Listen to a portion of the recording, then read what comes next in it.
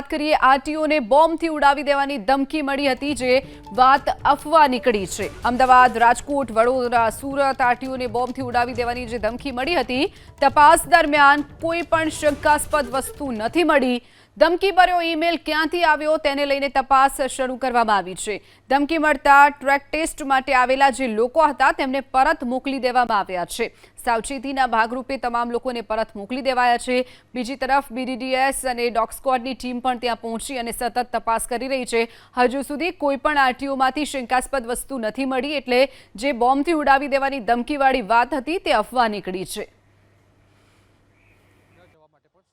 બપોરે 12:50 વાગે આરટીઓ કચેરી ખાતે ઝેરી ગેસ ભરેલા 13 બોમ્બ ફૂટશે આવી હકીકત એની અંદર લખેલી હતી અને મેલની નીચે અલગ અલગ પ્રકારની વસ્તુઓ લખેલી હતી। જે આધારે તાત્કાલિક એમના તરફથી જાણ કરતાં રાણી પોલીસ સ્ટેશન દ્વારા કંટ્રોલનો સંપર્ક કરી બીડીટીએસની અલગ અલગ ટીમો અને ડોગ સ્ક્વોડ બોલાવી અને હાલ જે હિમાલયા આર્કેડ કરીને બિલ્ડિંગ છે એમાં સેકન્ડ ફ્લોર અને ગ્રાઉન્ડ ફ્લોર ઉપર આરટીઓની કચેરી આવી છે, તેનું બીડીડીએસનું ચેકિંગ હાલમાં ચાલુ છે।